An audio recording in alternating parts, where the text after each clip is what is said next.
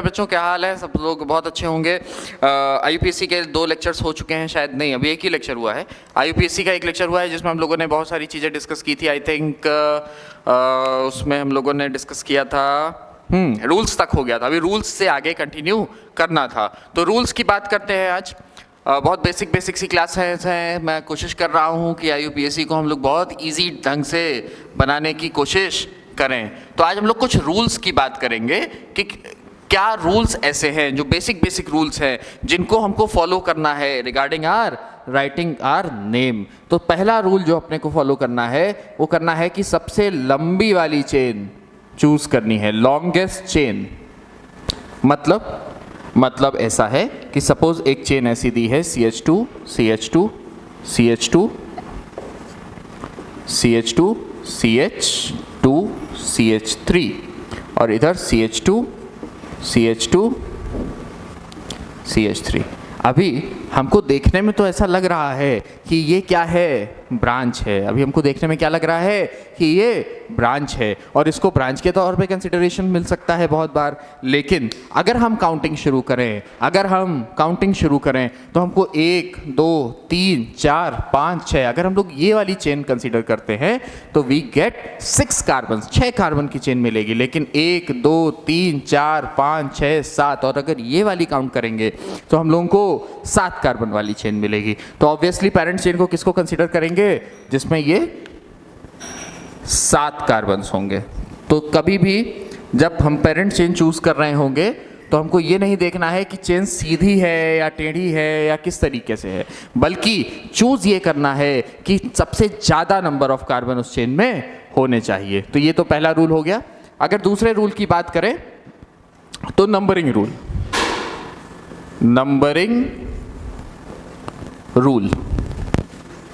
Rule क्या कहता है कि अपने को नंबर वहां से स्टार्ट करना है, अपने को नंबरिंग वहां से स्टार्ट करनी है जहां से फंक्शनल ग्रुप या फिर बॉन्ड्स या फिर ब्रांच या फिर सब्स्टिट्यूएंट ये पास पढ़ रहे होंगे। तो मैंने क्या सीरीज बोली, इसी सीरीज में प्रायोरिटी भी देनी है।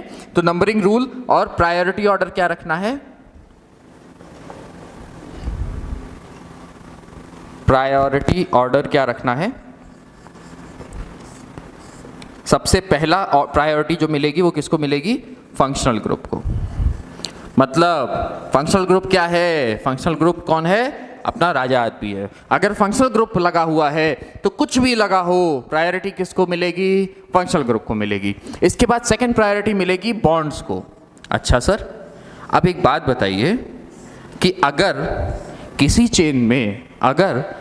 चेन में एक डबल बॉन्ड लगा हो और एक ट्रिपल बॉन्ड लगा हो तो प्रायोरिटी किसको देंगे। अगेन अल्फाबेटिकल ऑर्डर यहां पर फॉलो होगा, जो अभी हम लोग इसके बाद वाला रूल देखेंगे अल्फाबेटिकल रूल। तो हमेशा जो अल्फाबेट ABCD जो हम लोग पढ़े हैं बचपन में, उसमें अल्फाबेट में जो पहले आएगा उसको ही पहली कंसिडरेशन मिलेगी। तो डबल बॉन्ड और ट्रिपल बॉन्ड में पहले कौन आता है, डबल बॉन्ड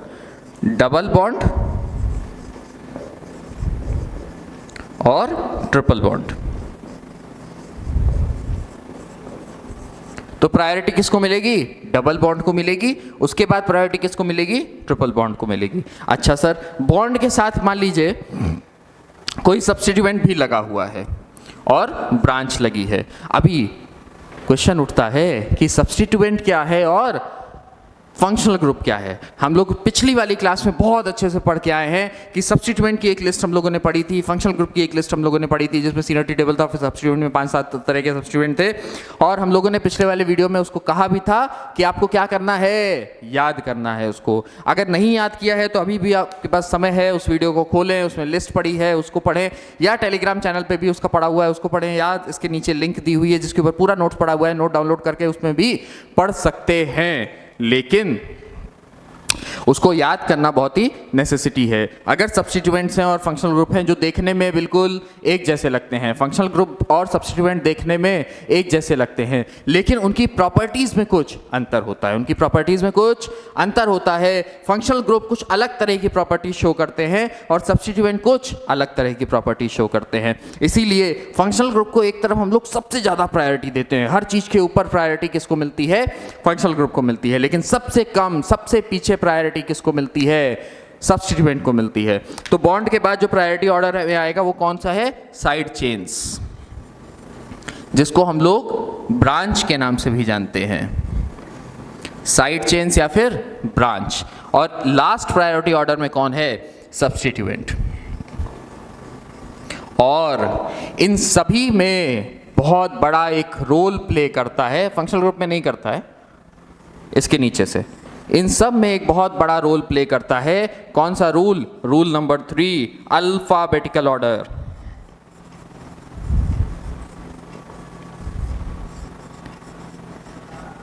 इसको काउंटिंग करने में, नाम लिखने में, नंबरिंग करने में, हर जगह अल्फाबेटिकल ऑर्डर ही रूल लगेगा। मतलब बॉन्ड ऑर्डर में हमने देखा डबल बॉन्ड में और ट्रिपल बॉन्ड में डी पहले आता है, टी बाद में आता है, इसलिए इसको हाई प्रायोरिटी है और इसको लो प्रायोरिटी है। साइड चेन्स में भी अगर मिथाइल इथाइल प्रोपाइल लगा है, मिथाइल इथाइल प्रोपाइल लगा है, तो फर्स्ट प्रायोरिटी किसको जाएगी? इथाइल को जाएगी, क्योंकि ई पहले आता है। अगेन हम लोग पूरा अगर ABCD काउंट करें तो ABCD EFGH IJK LMN MNO P, मतलब M पहले आता है और P बाद में आता है। तो अगेन अगर ये 3 चीजें लगी हुई हैं, सपोज मिथाइल लगा है, इथाइल लगा है और प्रोपाइल लगा है, इथाइल मिथाइल और प्रोपाइल लगा हुआ है, तो हम लोगों की नंबरिंग ऑब्वियसली किधर से स्टार्ट होगी? जहां से इथाइल पास पड़ेगा। कहां से स्टार्ट होगी? जहां से इथाइल पास पड़ेगा। अच्छा, अगर इथाइल नहीं है तो फिर सेकंड प्रायोरिटी मिथाइल, फिर प्रोपाइल। तो मतलब फर्स्ट इसको प्रायोरिटी, सेकंड इसको प्रायोरिटी और थर्ड इसको प्रायोरिटी। बिल्कुल ये अल्फ़ाबेटिकल ऑर्डर नंबरिंग में भी इंपॉर्टेंट हैं और ये अल्फ़ाबेटिकल ऑर्डर लिखने में भी इंपॉर्टेंट है। तो जिस हिसाब से नंबरिंग होगी उसी हिसाब से लिखा भी जाएगा। तो अब अगर इस केस की बात करें तो इस केस में नंबरिंग कहाँ से स्टार्ट होगी?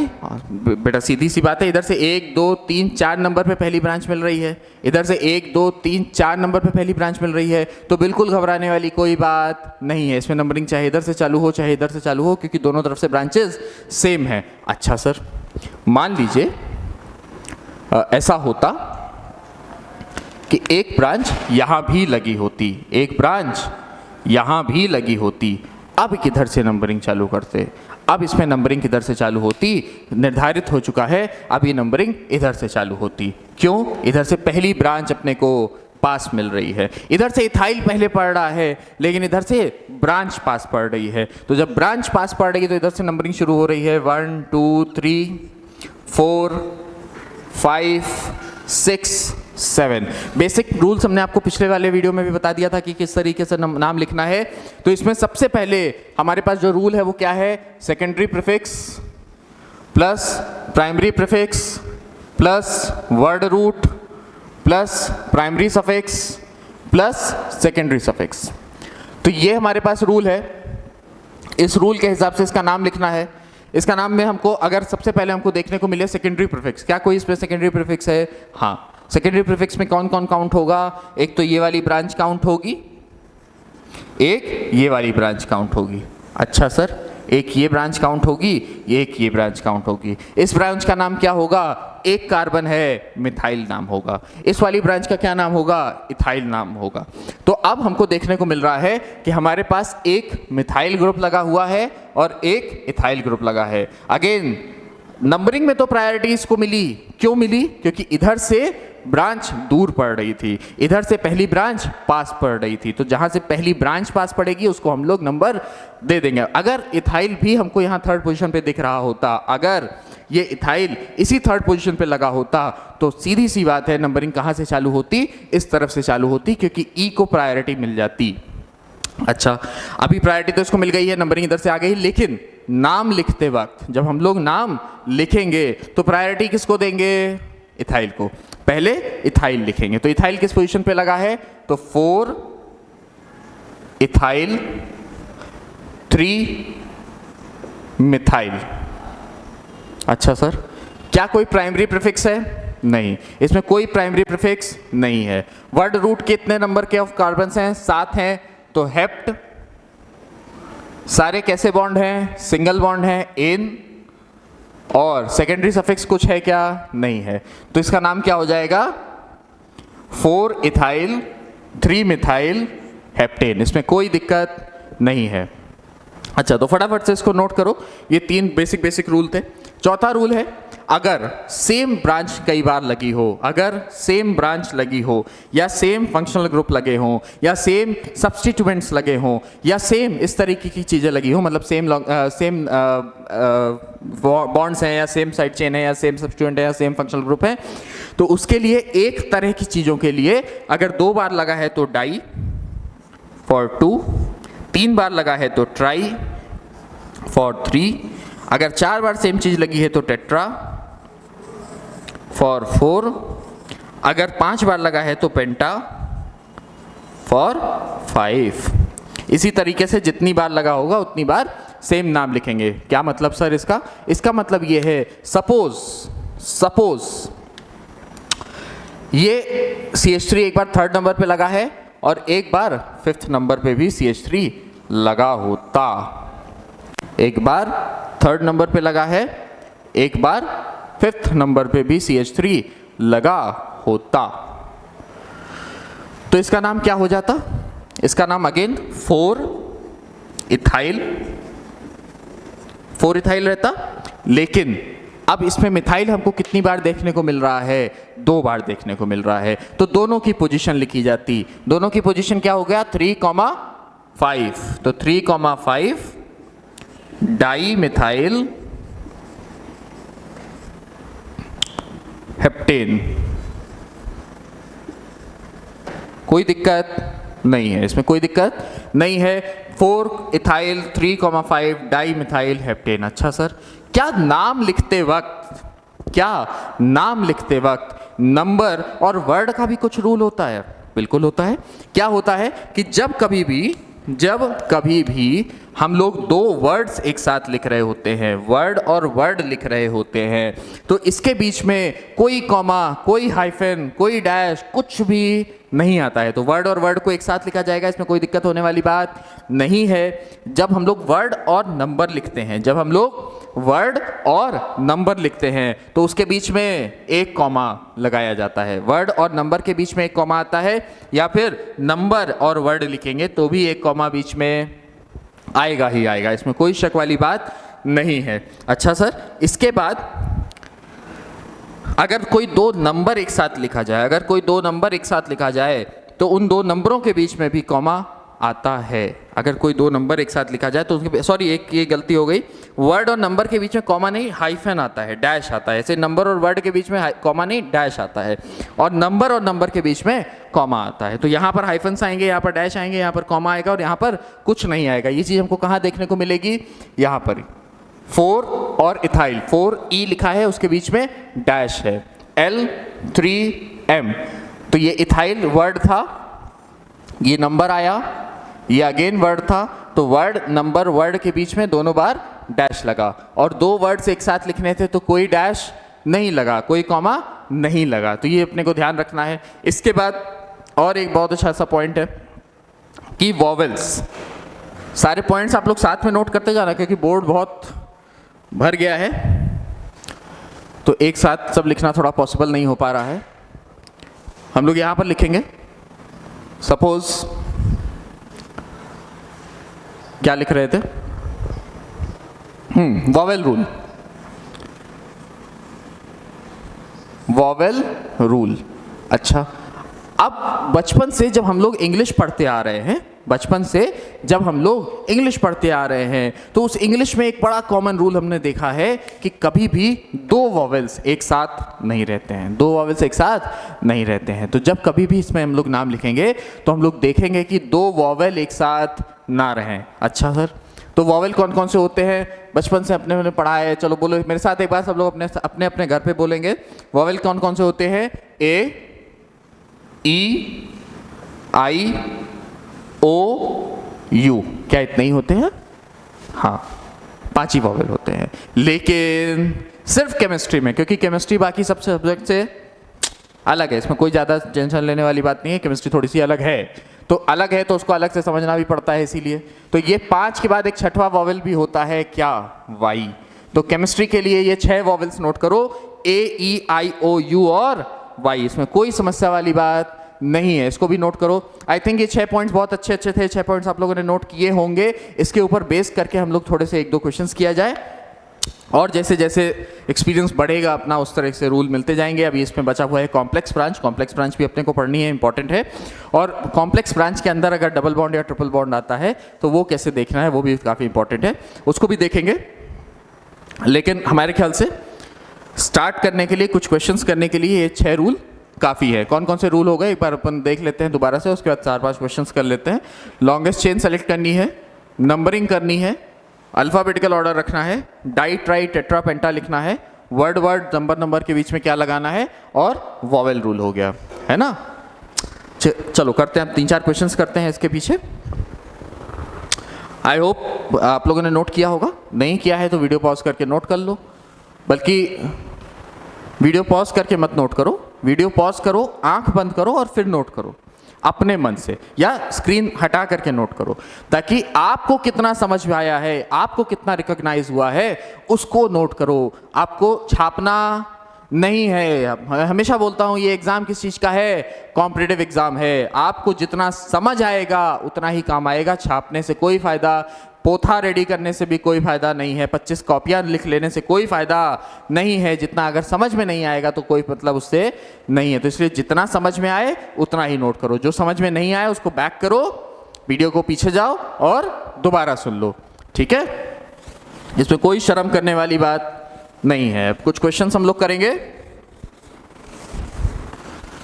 आप लोग अगर अपने अपने घर में मेहनत से पढ़ रहे होंगे तो मैं आपसे वादा कर रहा हूँ सेवा आपके लिए हमेशा खड़ा रहेगा। ये फ्री क्लासेस इसलिए चलाई जा रही हैं कि कई बच्चे बहुत दूर अपने घर से हैं, कानपुर से बहुत दूर हैं, कोटा से बहुत दूर है, ऐसे शहरों से अपने उनके घर के पास जो भी ऐसे शहर हैं जहाँ पर अच्छी पढ़ाई होती है वहाँ से बहुत दूर हैं।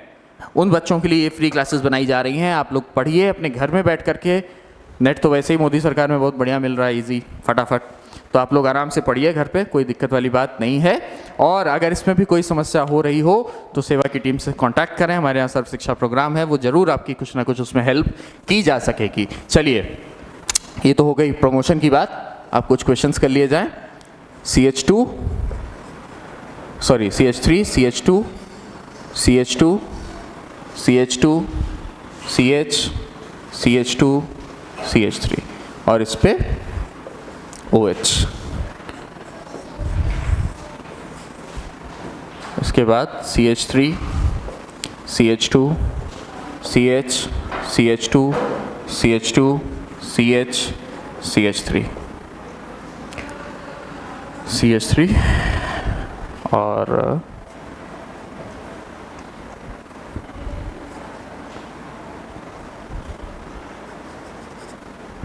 CH3।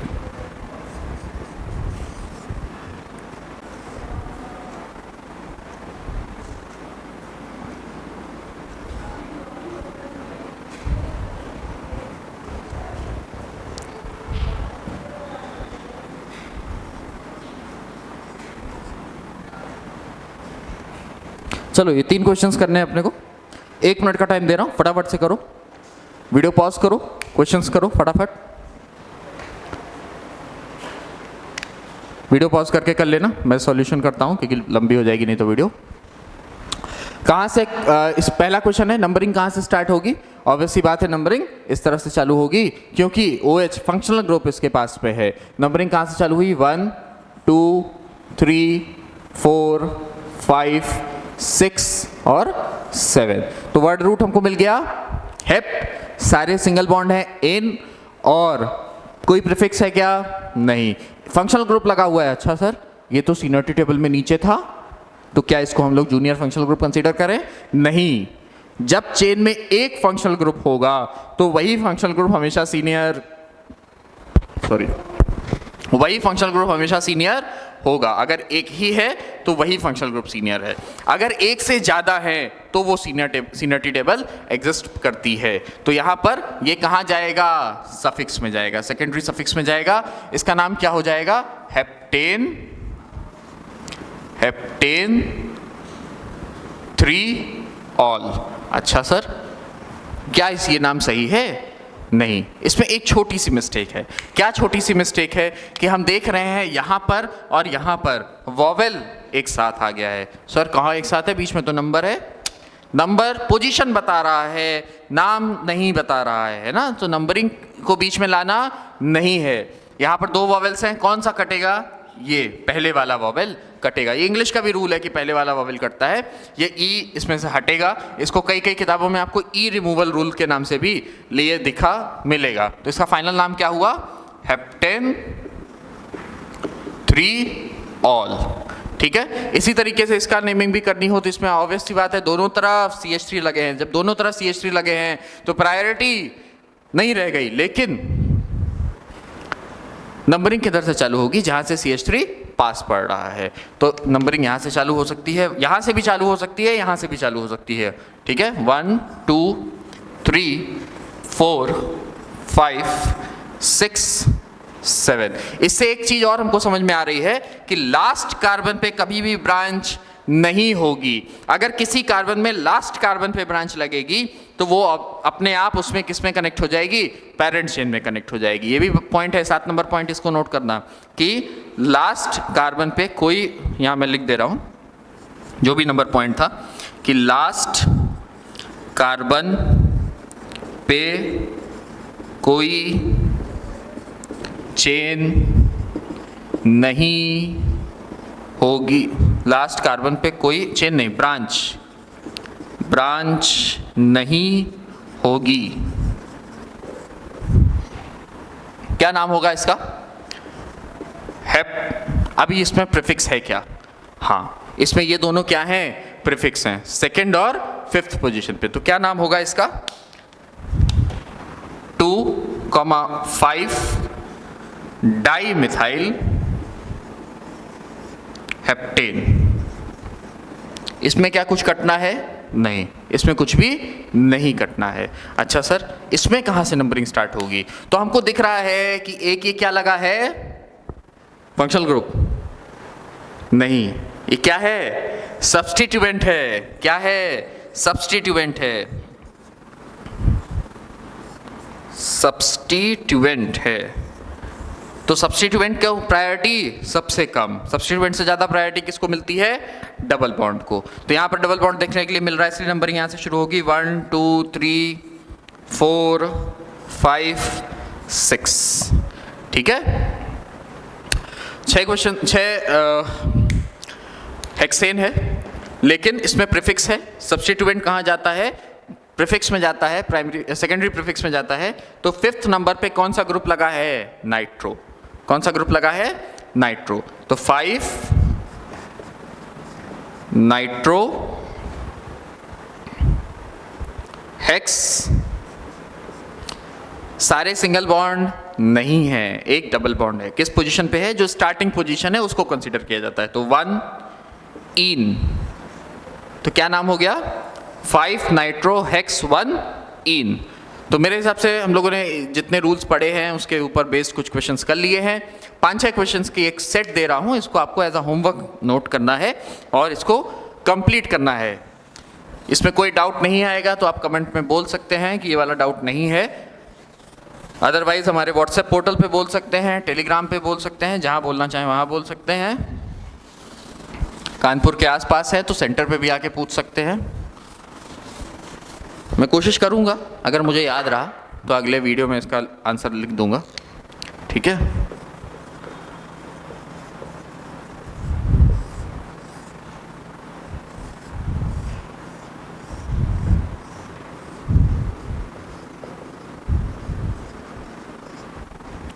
बिल्कुल सीनियरिटी टेबल पे ध्यान रख के बनाना है,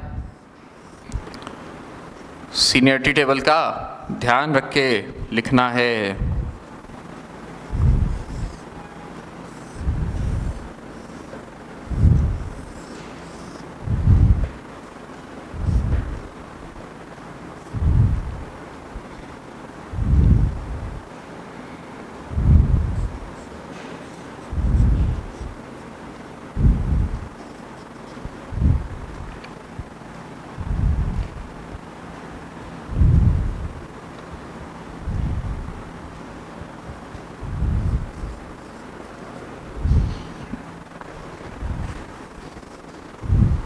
फंक्शनल ग्रुप को प्रायोरिटी देनी है।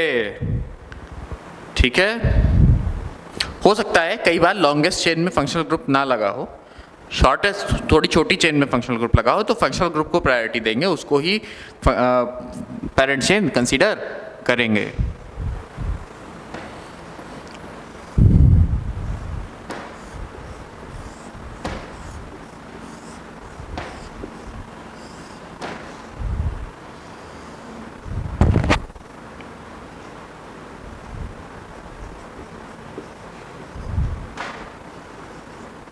सब्स्टिट्यूएंट 5 तरह के सब्स्टिट्यूएंट हैं, 5-6 तरह के हैं, तो उसमें भी प्रायोरिटी कैसे देनी है? अल्फाबेटिकल ऑर्डर से प्रायोरिटी देनी है। बिल्कुल कैसे देनी है? अल्फाबेटिकल ऑर्डर से देनी है। जैसे यहाँ पर नाइट्रो और क्लोरो लगा है तो N पहले आता है कि C, ऑब्वियसली C पहले आता है तो C को प्रायोरिटी देनी है। ठीक है।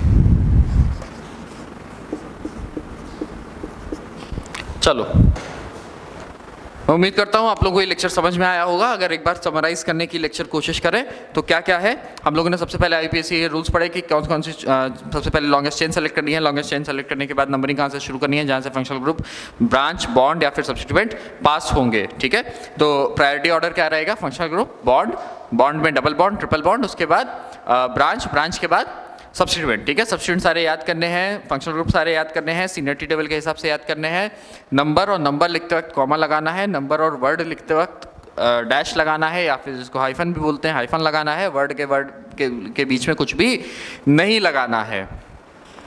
और वॉवेल रूल AEIOUY 2 वॉवेल एक साथ नहीं आने चाहिए, इसका ध्यान रखना है। अगर आ रहे हैं तो ई हटाना है, अगर आ रहे हैं तो ई हटाना है, जिसको हम लोग ई रिमूवल रूल भी जानते हैं।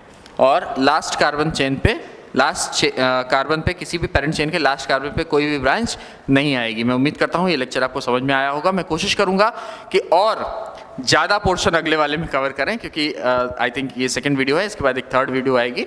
ठीक है, छोटे छोटे वीडियोज़ इसलिए बना रहे हैं ताकि आपको ज़्यादा बोझ ना लगे, एक साथ 2 घंटे की वीडियो ना दिखे, छोटी छोटी वीडियो दिखे। पूरा साल है, हम लोग 2025 नीट की तैयारी कर रहे हैं। ध्यान रखिए ये वीडियोस नीट के लिए हैं, जेई के लिए मैं अलग से वीडियोस बनाऊंगा। कॉन्सेप्ट सेम होगा बट क्वेश्चंस अलग होंगे, इसलिए क्वेश्चंस को उसमें भी आपको प्रैक्टिस करना होगा। शीट यहाँ पर आपको नीट की मिल सकती है। जेई वाले, जेई मेंस की जो बच्चे तैयारी कर रहे हैं, अभी जिन्होंने शुरू किया है, ड्रॉप ले रहे हैं या कुछ भी कर रहे हैं, तो वो लोग भी इससे पढ़ सकते हैं। बेसिक सीरीज है, बेसिकली पढ़ सकते हैं। तब तक के लिए बहुत बहुत धन्यवाद, बहुत बहुत साधुवाद, थैंक यू।